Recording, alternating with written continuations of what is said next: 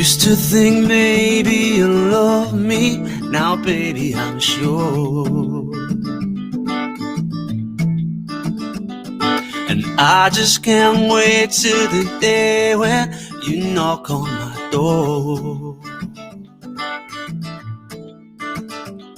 Now every time I go for the mailbox, gotta hold myself down,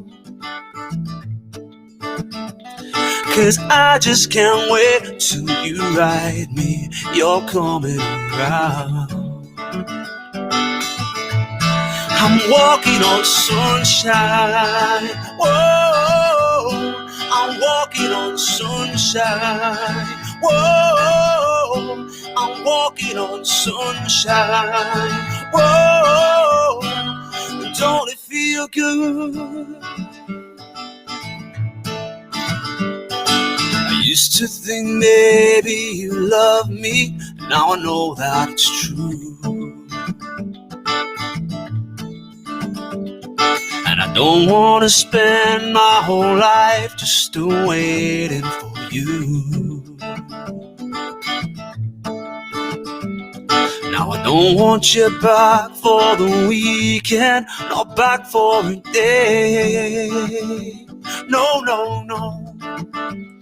'Cause baby, I just want you back and I want you to stay. Oh yeah, now I'm walking on sunshine. Oh, I'm walking on sunshine. Whoa, I'm walking on sunshine. Whoa, don't it feel good? I feel alive, I feel the love, I feel the love, it's really real. I feel alive, I feel the love, I feel the love, it's really real. I feel alive, I feel the love, I feel the love, it's really real. I feel alive, I feel the love, I feel the love. I'm walking on sunshine, whoa, I'm walking on sunshine, whoa, I'm walking on sunshine, whoa, don't it feel good? Don't it feel good? Don't it feel good? Don't it feel good? I'm walking on sunshine. All right. Welcome, everyone. And we're walking on sunshine. Definitely walking on sunshine. Sunshine, sunlight, light in the dark is always the best remedy for things that go bump in the night and things that people refuse to identify. You know, many times I get confronted with the fact that I worked for the bad guys. Therefore, I must always be working with them.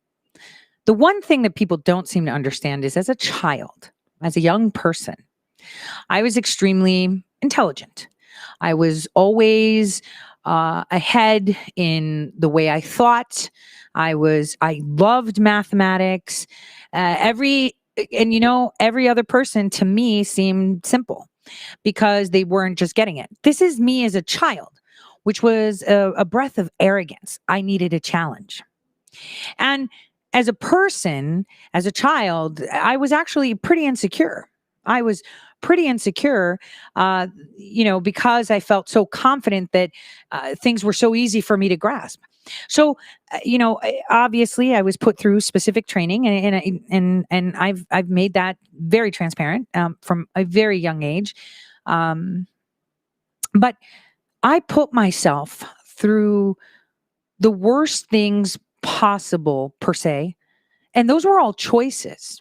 Now, I wouldn't call it self-sabotage, but I would say challenge, because I realized that I had this mentality of a warrior. Like from, a little kid, it's like, you can't do this. And it's like, watch me. right? And it wasn't like defiance. It was like, yeah, I can conquer anything I want because it's going to be for a good thing. Now, I want people to understand that the mentality of a warrior is very, very different from normal mentality. You have to be a person that when you're confronted to go through a door, right? You don't know what's behind that door. It can be, flowers and roses. It can be glass broken and you're barefoot. It could be four jihadis waiting for you with, a 50 caliber pointed at you or a rocket ready to go. You're ready to open that door regardless. You're just like, yeah, I'll take whatever's behind that door. You don't know what's there. That's okay. I'll take that too. It's a different type of mentality when you have that feeling in it. And I think that's why I went, and joined the military. And then they pulled me out of there thinking, no. You're for something else, right? You need to leave. We'll fix it. Don't worry about it.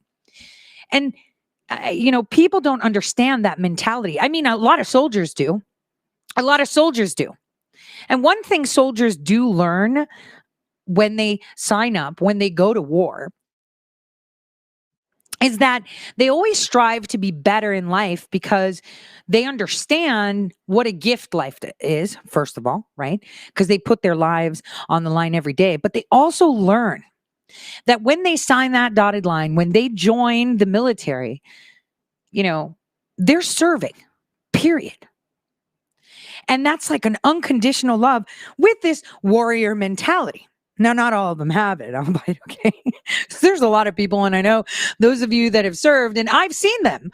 I may not have been in uniform, but damn, I was in all those war zones. I've seen them.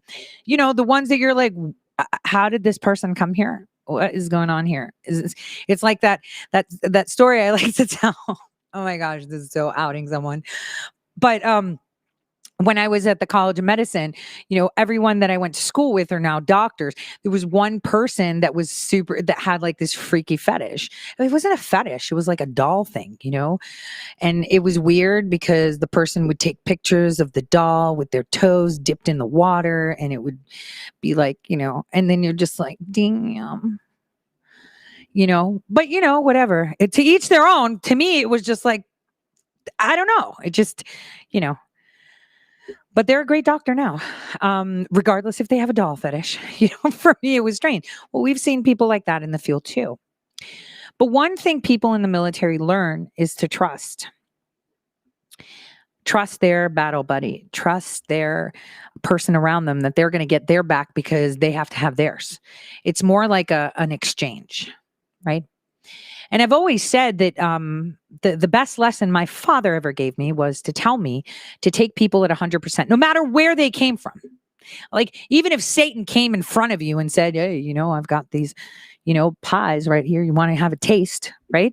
I should trust that he's giving it to me out of goodwill. I know that sounds nuts, but, if you have faith and you see good first, then you have no problem. I mean, we say it all the time. People see themselves, in other people, right? They always do. And, I feel sad for people that are like that because it means that they don't believe in redemption. They don't believe in good, that good is first. And, unfortunately, they just don't get it. And, the nature of truth is very specific, and I wanted us to cover it because I'm going to have a friend pop on today and we're going to have a conversation. I mean, going along with this whole, let's let there be light. But yesterday, being the Ides, being the week of sunshine, I mean, light is a great disinfectant, isn't it? It was important that I speak it. People are upset. I've gotten messages from a few people. What are you doing? What's your deal? My deal is that you concealed the truth. Why? You're either going to have to say you did it because you didn't want people looking at somebody else's content because it takes away your following, which means you have no content that is subscribable to, or that you're working for the other side. It's got to be one or the other. It can't be, oh, I just didn't. And it was harsh for me to see how, as the person was complaining, they were answering their own question. Well, you work for the other side, so I don't trust anything because I don't know what your deal is. And it's like, well, it doesn't matter about me. Like, you could not like me, you can dislike me, you can dismiss me, you can call me anything you want. But a fact is a fact. Information is information. And when you claim that your job is to deliver the news and you do not, right? In fact, you do everything to conceal it, right? There's only two answers. One, you were worried about yourself and your pocket, or two, you're working for the other side. There's only two answers to this. I mean, if you guys have a third one, I'd be more than happy to hear it. But that's the way it is. That is truth. That's naked. That's fact. So if anybody wants to complain, I mean, there's people, look, this person support. I really don't care. I don't need people to support me. I can stand on my own. I don't need anyone to validate me. I can stand on my own. I don't need anything like this. I can stand on my own. And that's what every single one of you can do, is stand on your own. I mean, look at us. We have over 100 rooms. Every single state has its own room. And we're sitting there and organizing on how we can take that pen and paper, use the laws that are still available to us on paper, right? To actually take back our nation. And that's it. I mean, and I didn't even make those rooms. You did. You, the people, did it. I'm a guest on those, right? You, the people, did it. No one needs any validation. Nobody does. And what sucks is that, when they say these things, it's like, are you reading what you're saying? Because you're pretty much going against what your principles should be. I love you. I like you. You're good. But you fucked up. And here I am calling you to the carpet. And it's actually the biggest sin. Did you know that? I found a great video for that. So I thought, before we get into what is fact, I wanted us to kind of take a trip into repentance.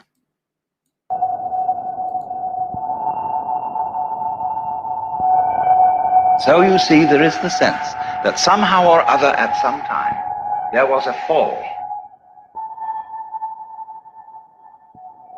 Something went wrong.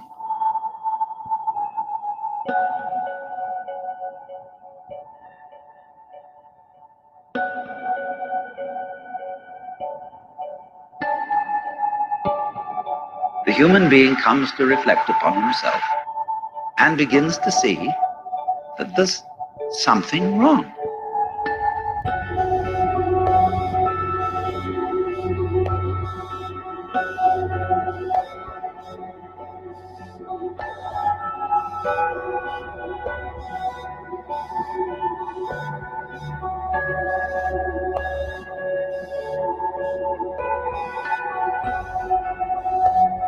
Now, there isn't.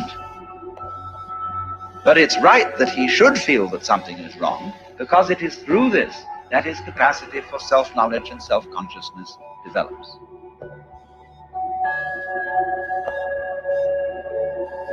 But then you see, when it gets to the point of this terrible feeling, I can't trust my instincts anymore.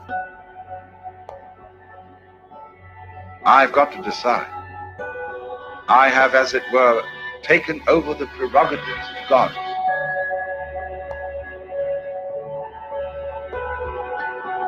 That's a terrible thing to do, because you can't be genuine anymore.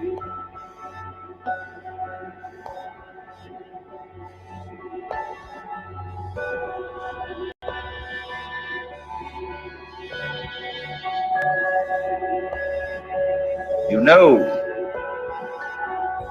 that when you love somebody, you also want to get as much out of them as you can.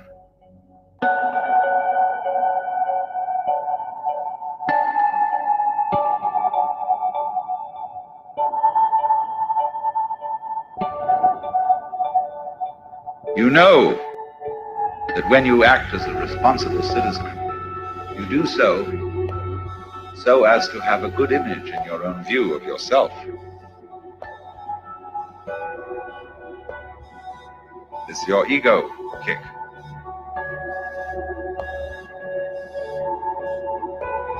Only you dress it up so that it's not an ego kick at all, perfectly sincere public service and charity and good feelings towards everybody.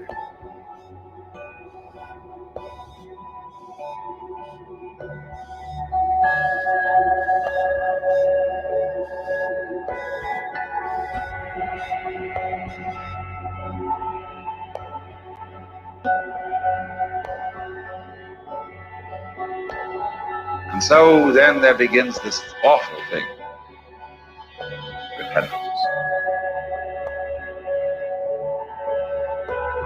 Behold, I was shapen in sin.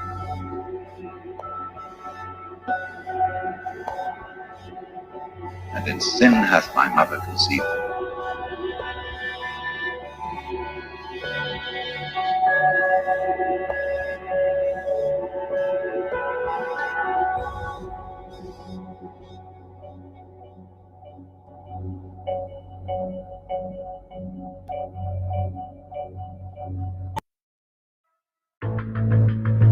So somehow there comes up the state of mind when you appear to yourself as rotten,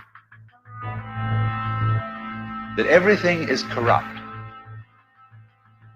and that just everything is falling apart. And they begin to get the feeling that life is a disease.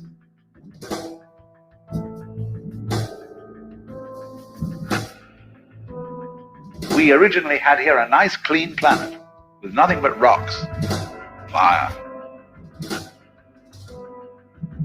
And it was sterile and nice. And all this dreadful goo developed. And the best thing for it is to wipe it up. Life is a terrible mistake.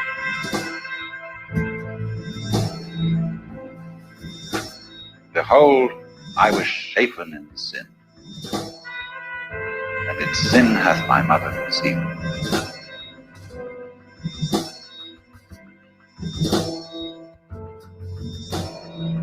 And a lot of people feel that, and therefore want to get away from their bodies to a purely geological electronic state, which is called spirituality.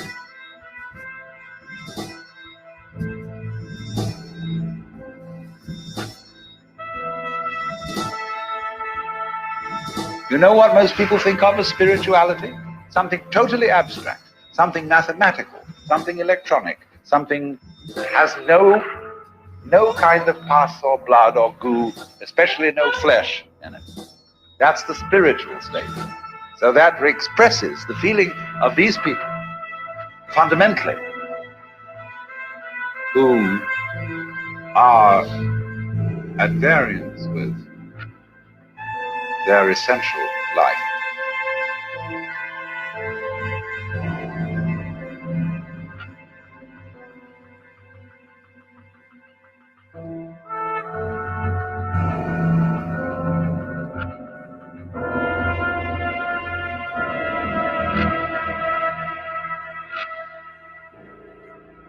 So, as we know, one of my favorite stories is the story of the prodigal son.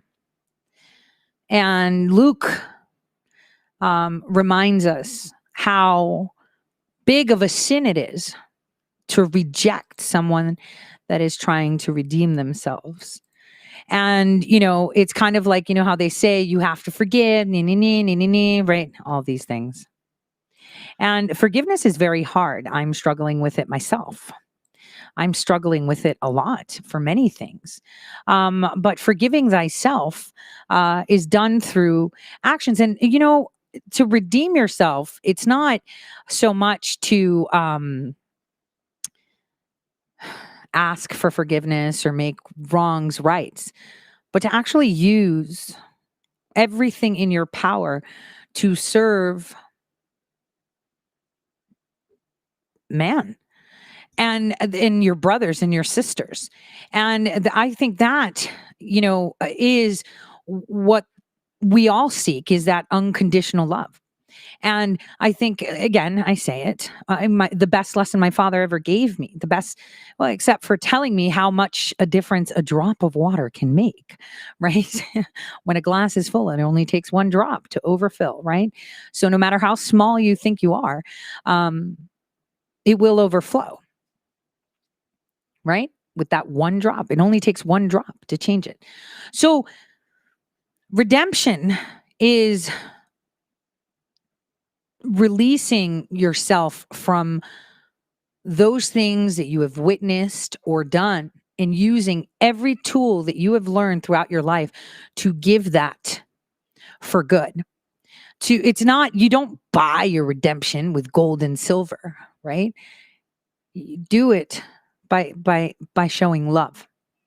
And that is what unconditional love is. And no matter how much it hurts sometimes, how much you just do it. My children tell me, you who have been betrayed, and they feel like they betray me too for not being whatever. But it's okay. You can learn, and you should follow, to take everyone at 100%, even Satan. I mean, I'm pretty sure that the devil himself one day will show up to God and say, I'm sorry, or I have a gift for you, Dad. Something. Does he shun him? Does he say, oh, I don't want to hear, you've done all these evil things? No. You squandered everything? No. He will slaughter the fattest, lamb and create a feast, because there is nothing more than realizing how much love gives. And it's unfortunate that a lot of people see themselves in other people, therefore they cannot move forward. Now, I like Alan Watts. He had a very unique perspective. He actually created this video talking about the awakening. And I wanted to share that with you today, before we get into the nature of truth and facts. And today's show, even though we can talk about things, I mean, who loves Greg on Newsmax? He totally talked about the crappy, Grammy Awards. And guys, we definitely need to get into this school thing. I mean, I shared on my Telegram this insane censorship from the school board that I'm at. But I just saw something from Beechwood, Ohio, where they're teaching white racial critical theory to our kids. I've expressed to you how my daughter was forced for English to read a book on how apologetic she should be for the color of her skin. They're literally teaching our kids racism. And I know that I'll be getting together with people that you know and love as well. And we'll find a way to get that heard too. Because every great dictator knows that the way to create an army that you seek, a slave population you want, workers that you need, you got to start with the kids. So I thought it would be great for you to listen to this clip. I mean, it's pretty cool. I mean, I don't agree with everything, but you know what? It's not bad. Here we go. The organization of human life, its systems of communication and systems of control are extended more and more and more in just the same way, for example, that by assimilating the minerals out of the soil and the rays out of the sunlight, a plant like a fern grows and grows and grows and extends its form. And in this way, its organization prevails. Now then, you see, if you take this task